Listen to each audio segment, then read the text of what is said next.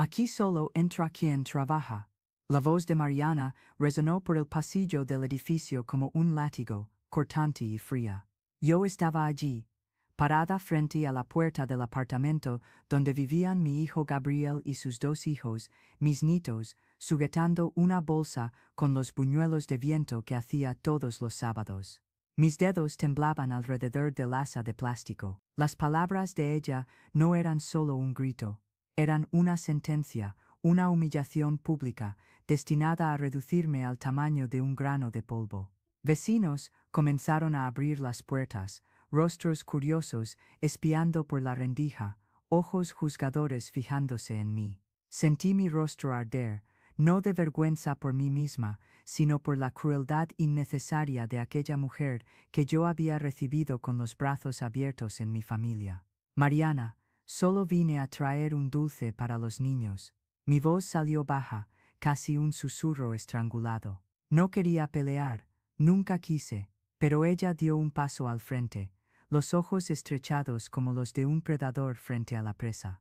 ¿Crees que puedes aparecer aquí cuando se te antoja? Vivir de la jubilación y creer que tienes el derecho de invadir mi casa. Yo trabajo, yo mantengo a esta familia, y tú no eres más que una vieja inútil que solo sabe aparecer para estorbar. Cada palabra era una piedra arrojada contra mí, y yo sentía mi pecho apretarse, la respiración haciéndose difícil. Gabriel estaba detrás de ella, silencioso, mirando al suelo como si no me conociera. Mi hijo, el niño que cargué en brazos, que acuné en las noches de fiebre, que enseñé a andar sujetando sus manitas, estaba allí, cobarde, mudo frente a mi humillación. Gabriel, por favor, intenté alcanzarlo con los ojos, implorando por una palabra, un gesto, cualquier cosa que me dijera que aún había dignidad en aquella relación. Pero él desvió la mirada. En aquel momento, algo se quebró dentro de mí. No fue solo mi corazón de madre, fue algo más profundo, una estructura que yo había construido durante toda mi vida, basada en la creencia de que el amor familiar era indestructible. Váyase, doña Elena, y solo vuelva cuando tenga algo de valor para ofrecer. Mariana cruzó los brazos sobre el pecho, y la sonrisa de satisfacción que brotó en sus labios fue la gota final. La puerta se cerró en mi cara con un estruendo que reverberó en todo mi ser. Me quedé allí, inmóvil, con la bolsa de buñuelos aún en la mano, mientras lágrimas silenciosas descendían por mi rostro. Los vecinos cerraron sus puertas lentamente, y yo estaba sola en aquel pasillo vacío, sintiéndome menor de lo que jamás me había sentido en toda mi vida. Caminé hasta el ascensor como un autómata, mis pies pesados, mi mente un torbellino de dolor y confusión. ¿Cómo había llegado hasta allí? ¿Cómo el amor que dediqué incondicionalmente a mi hijo se había transformado en aquella rechazo brutal? Las preguntas martillaban en mi cabeza mientras yo descendía los pisos, cada número iluminado en el panel me recordando que estaba descendiendo no solo físicamente, sino también en una escala de valor humano que nunca debería haber sido creada. Cuando llegué a casa, pequeña y silenciosa, tiré la bolsa sobre la mesa de la cocina y me dejé caer en la silla. Miré a mi alrededor, para las paredes que testimoniaron décadas de una vida dedicada a sacrificios, y por primera vez en mucho tiempo, permití que las memorias me invadieran sin resistencia. Necesitaba entender cómo había llegado hasta allí, cómo aquella mujer de 63 años, viuda hace 5, se había tornado alguien considerada inútil a los ojos del propio hijo. Mi historia no comenzó en aquel pasillo humillante. Comenzó mucho antes, cuando tenía apenas 19 años y sujetaba un test de embarazo positivo en las manos temblorosas,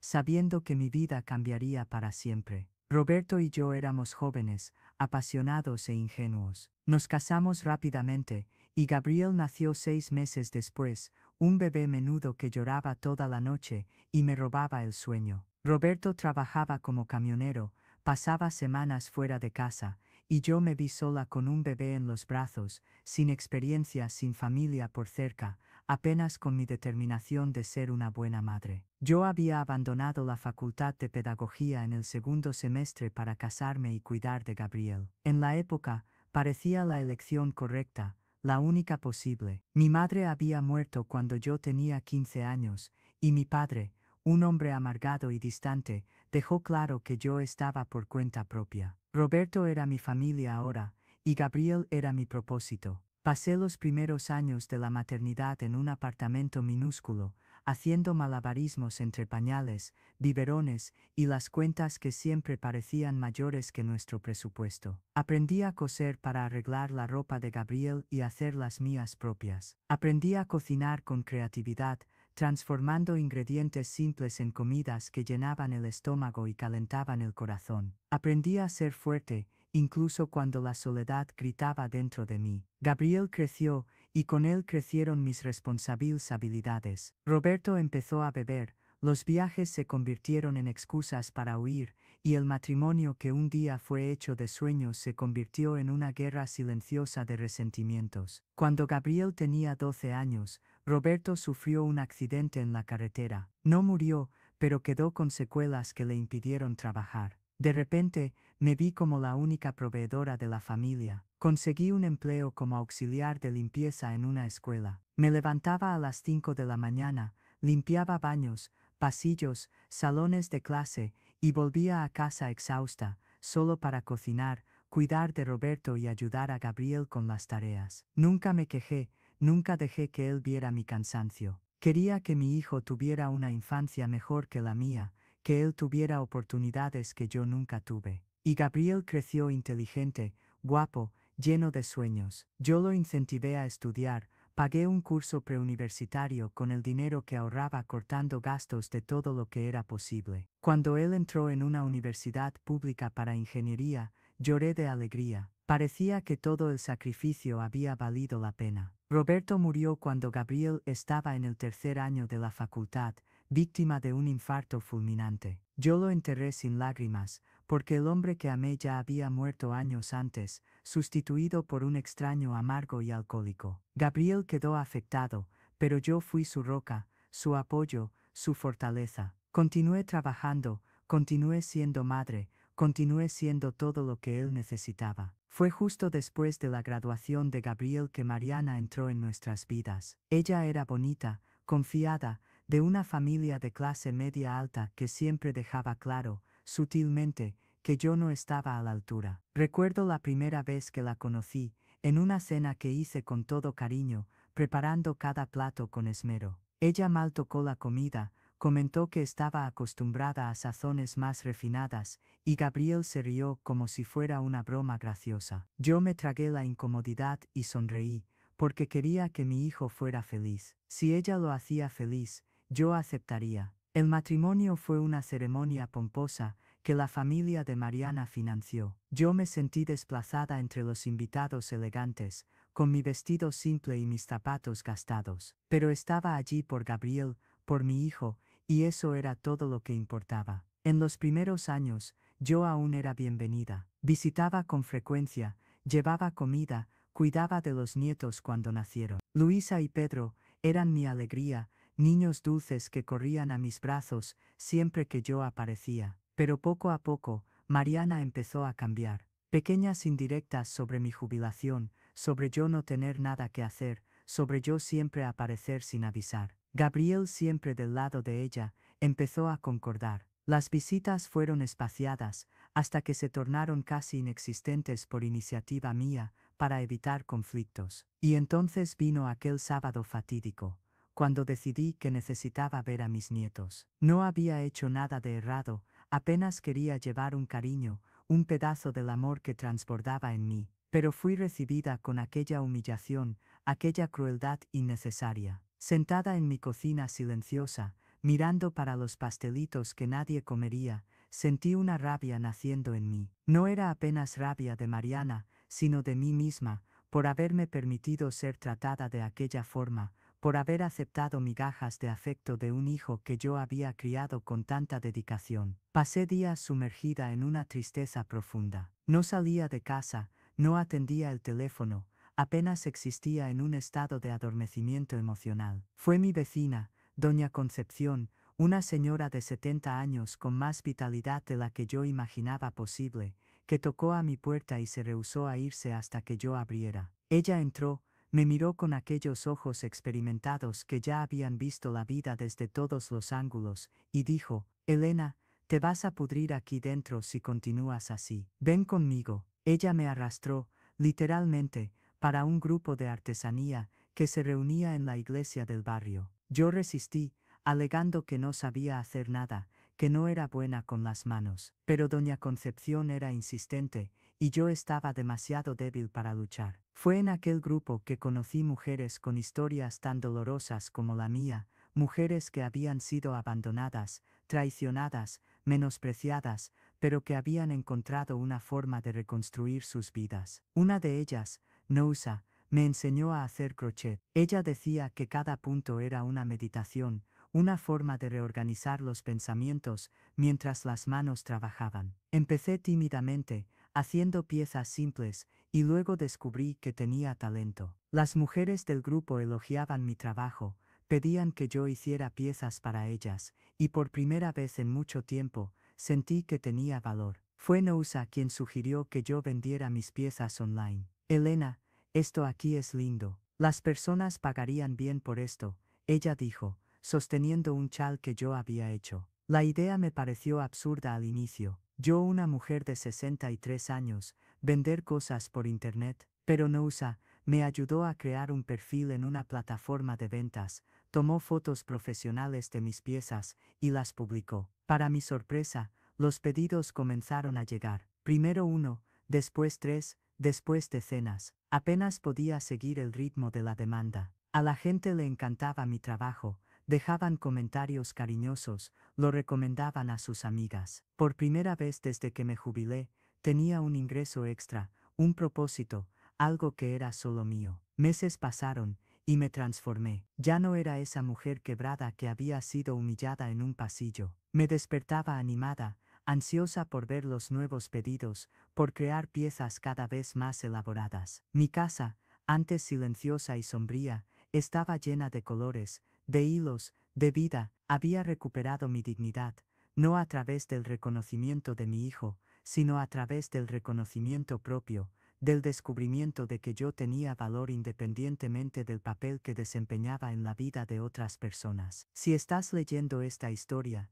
y te identificas con algún pedazo de ella, si ya te has sentido invisible o desvalorizada, debes saber que no estás sola. Sigue acompañando estos relatos, porque cada historia puede ser la llave que abre la puerta de tu propia transformación. Fue durante una feria de artesanía que organizamos en el barrio que lo inesperado sucedió. Yo estaba en mi puesto, mostrando mis piezas a los clientes, cuando oí voces conocidas. Me giré, y allí estaban ellos, Gabriel, Mariana, Luisa y Pedro. Mi corazón se aceleró, una mezcla de alegría por ver a los nietos y aprensión por lo que vendría. Los niños me vieron primero y corrieron en mi dirección gritando, «Abuela, abuela», los abracé con fuerza, sintiendo las lágrimas quemar en los ojos. Cómo los extrañaba, cómo extrañaba aquel amor puro e incondicional. Mariana se acercó lentamente, los ojos escaneando mi puesto con una expresión que no conseguí descifrar. Gabriel estaba al lado de ella, igualmente silencioso. «Abuela, qué cosas lindas», Luisa dijo, tocando una manta de ganchillo. «¿Tú hiciste eso?» «Sí, mi amor. La abuela ha hecho muchas cosas bonitas», respondí, intentando mantener la voz firme. Mariana tomó una de las piezas, un chal intrincado que había llevado semanas para terminar. Miró la etiqueta de precio, y sus ojos se abrieron como platos. «¿Estás vendiendo esto por ese valor?» Había incredulidad en su voz. «Sí, está hecho a mano, cada punto con cuidado. La gente aprecia el trabajo artesanal», respondí, erguendo la barbilla. No había desafío en mi voz, solo la constatación de un hecho. «Elena, no sabía que hacías esto». Gabriel finalmente habló, y había algo en su tono que sonaba como sorpresa genuina. «No sabías porque nunca preguntaste, Gabriel, nunca te interesaste en saber cómo yo estaba, lo que yo hacía, si yo estaba bien.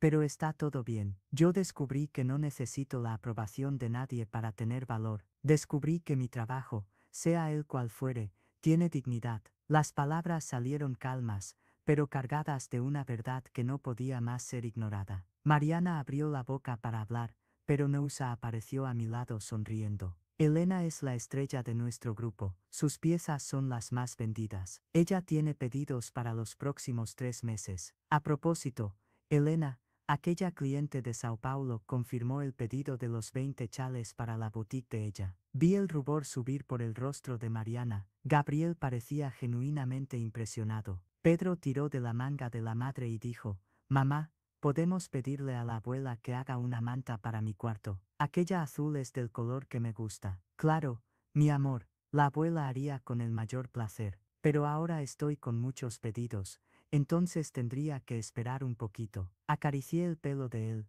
sintiendo el calor de aquella conexión que la distancia no había destruido. «Mamá, Gabriel comenzó, pero hesitó. «¿Podemos conversar? En particular, pedí a Nousa que se quedara con los niños por un momento, y me alejé con Gabriel y Mariana. Caminamos hasta un rincón más tranquilo de la feria, y por un momento nadie dijo nada. Fue Mariana quien rompió el silencio, y para mi sorpresa, había lágrimas en sus ojos. «Fui cruel contigo, doña Helena. No tengo disculpas». Ella tragó en seco, luchando contra las palabras. «Mi propia madre siempre me trató como si yo nunca fuera buena suficiente. Todo lo que yo hacía era motivo de crítica. Cuando conocí a Gabriel, su forma de cuidarlo, de estar siempre presente, me hacía sentir inadecuada, como si yo nunca consiguiera ser la esposa y madre que él merecía, porque usted era el estándar imposible». Entonces yo la alejé, porque era más fácil que enfrentar mi propia inseguridad. La miré, a aquella mujer que yo había transformado en villana en mi mente, y vi por primera vez su humanidad. Vi sus heridas, sus propias luchas. Eso no justificaba lo que ella había hecho, pero humanizaba. «Mariana, yo nunca quise ser un estándar para tú, nunca quise competir. Solo quería estar cerca de mi familia, de mis nietos. Lo que me hiciste aquel día». Mi voz falló, y dejé que la emoción saliera. «Casi me destruye. Casi me hizo creer que realmente no tenía valor, que mi vida de sacrificios no significaba nada. Lo sé, y lo siento mucho, de verdad». Ella extendió la mano, hesitante, y yo la tomé. No era perdón completo, no todavía, pero era un comienzo. Gabriel finalmente habló, y su voz estaba quebrada. «Mamá, fui un cobarde. No te defendí cuando debía. Me omití porque es más fácil estar de acuerdo que enfrentar. Pero verte aquí hoy, viendo lo que has construido sola, lo mucho que has crecido, me hace darme cuenta de cuánto te herí, lo ingrato que fui con todo lo que hiciste por mí. Gabriel, yo no hice nada esperando gratitud. Lo hice porque te amo, porque eso es lo que las madres hacen. Pero amor no significa aceptar falta de respeto. Amor no significa borrarse a sí misma para hacer que los demás se sientan cómodos. Aprendí eso en estos meses. Aprendí que puedo ser madre, abuela, y aún así ser Elena, una mujer entera, con sueños, talentos y dignidad propia. Nos abrazamos allí mismo, los tres, un abrazo que no resolvía todo, pero que comenzaba a curar heridas profundas. Los niños vinieron corriendo, uniéndose al abrazo, y en aquel momento, sentí que algo había cambiado fundamentalmente. No volveríamos a lo que éramos antes, porque aquello estaba roto, pero podríamos construir algo nuevo, basado en respeto mutuo, en reconocimiento, en verdad. En las semanas siguientes, establecimos límites saludables, combinamos horarios para visitas, momentos en que yo estaría presente sin invadir su espacio. Gabriel comenzó a llamarme regularmente, no por obligación sino por voluntad genuina de saber cómo estaba. Mariana, lentamente, comenzó a abrirse conmigo, compartiendo sus propias inseguridades y miedos. No nos convertimos en mejores amigas de la noche a la mañana, pero construimos un puente donde antes había un abismo. Mi negocio de crochet creció más allá de mis expectativas. Abrí una pequeña tienda online,